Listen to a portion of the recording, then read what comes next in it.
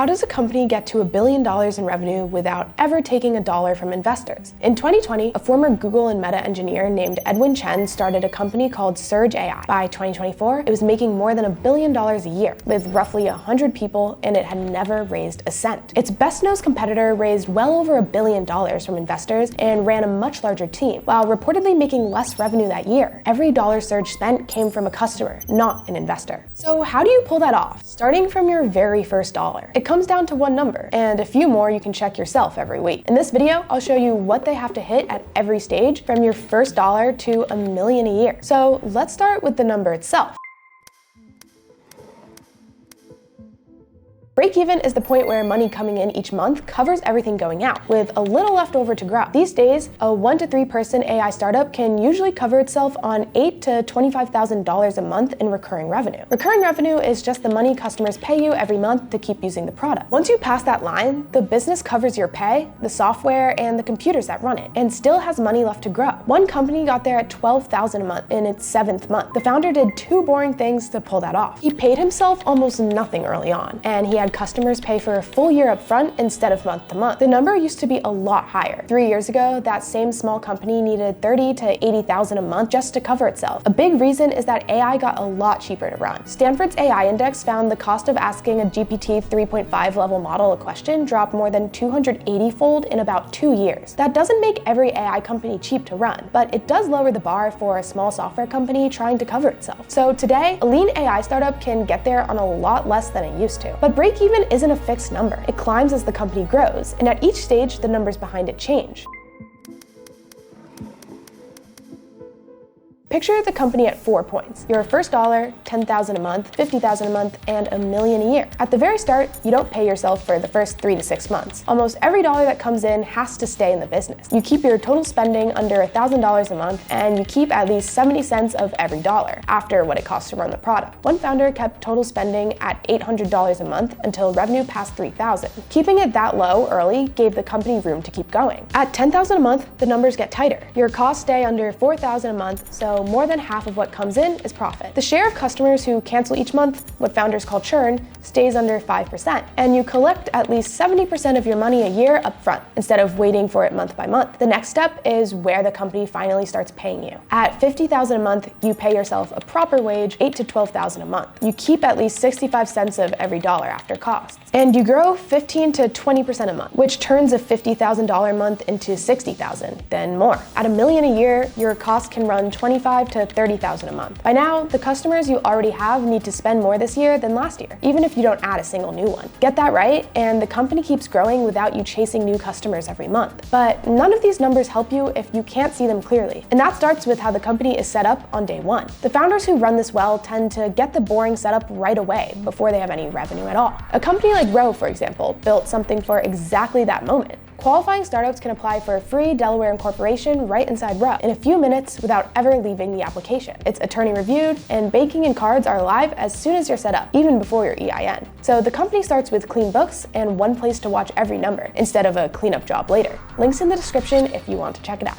Now back to the numbers, because the stage you're most likely to die at is the early one, and it usually comes down to a few decisions you make in the first 90 days.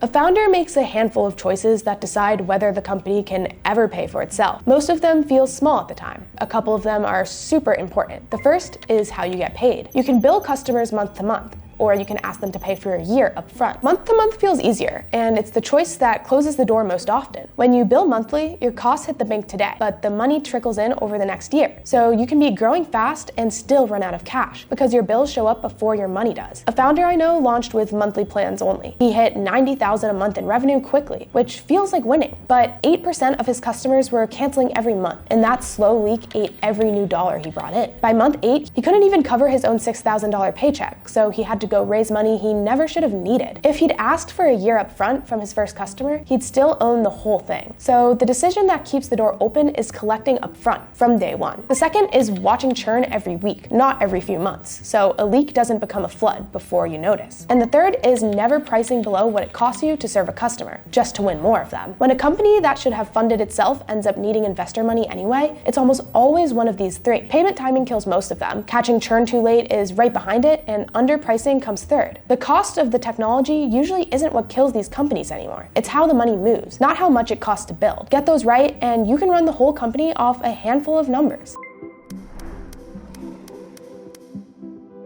The founders who do this without a finance team all watch the same 5 numbers every week. The first is runway. Take the cash in your bank account and divide it by what you burn through in a month. That tells you how many months you have left if nothing changes. Early on, you want at least 6 months of it. Later, you can run leaner, around 3. The second is how fast your recurring revenue is growing month to month. At $10,000 a month, you want that climbing 15 to 20%. Higher up, 10 to 15 is healthy. The third is how much of each dollar you keep after the cost of running the product. Mostly the computers behind it. That stays at 65 cents or more, the whole way up. The fourth is whether the customer you already have spends more over time or less. You want the group you signed last year spending more this year, even with nobody new added. The fifth is the one most founders never track, the number of days between sending an invoice and the money arriving in your account. You want that under 2 weeks early on, and never more than 3 or 4 weeks. The last one quietly decides whether you make it, and it's the easiest of the 5 to ignore. Watch those 5 every week, and you always know whether the company is still funding itself, while a problem is still small enough to fix. And when all 5 stay healthy, the company becomes worth more per dollar than its funded competitors.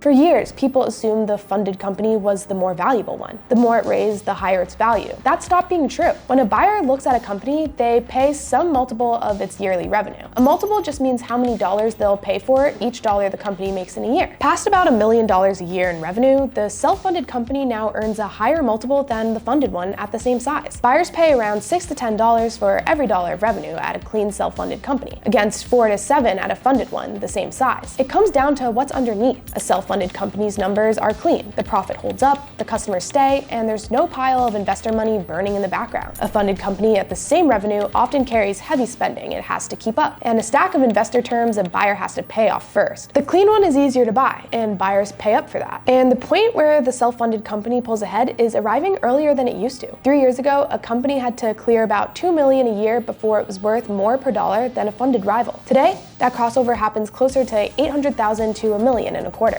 Cheaper technology and faster profit lowered the break-even number. They pulled this point forward too. Look at 𝐟𝐸 again. It made more than $1 billion in revenue with no investors, and it's reportedly worth north of $15 billion. That's what clean numbers are worth. You don't need to be 𝐟𝐸's size for this. A company doing $1 million a year gets paid more per dollar too, as long as the numbers are solid. But for some companies, the numbers just don't work, no matter what the founder does. And you can tell before you ever spend $1. The pattern is consistent. If the most a product can charge keeps the company under $8,000 a month and it bills month to month, and more than 8% of customers cancel every month, it can't work from the start. At that point, every customer costs more to keep than they bring in, even if the founder does everything right. But you can test your own idea in a short amount of time before you build anything. Put 4 things on a single page: the price you'll charge, how many customers you'll expect to lose each month, how long it takes to earn back what you spend to win one, and how much of the money you can collect up front. Now, ask this question. At $15,000 a month in revenue, growing a modest 20% a month, do you keep 65 cents on the dollar and hold at least 4 months of runway? If yes, the idea can fund itself. If no, you change the price, the billing, or the customer you're going after, or you walk away before spending anything. Most ideas that fail this test fail for the same 2 reasons. They charge too little for customers who leave too fast, or they bill everyone monthly. Both are fixable if you catch them early instead of late. You don't need to be a finance person to do any of this. It's a few simple numbers you can keep track of yourself. Keep them clean, and you decide whether you ever raise. 𝐟𝐸 did exactly that. By the time it sat down with investors, it didn't need $1 from them. So if you're building toward a company that funds itself, qualifying startups can apply for a free Delaware incorporation right inside 𝐸𝐸. Attorney reviewed with banking and cards alive as soon as you're set up. Links in the description. And when your numbers get there, investors start coming to you. The moment polite interest turns into a real offer is all in the science of building a startup investors can't say no to. And it's the one to watch next. See you there.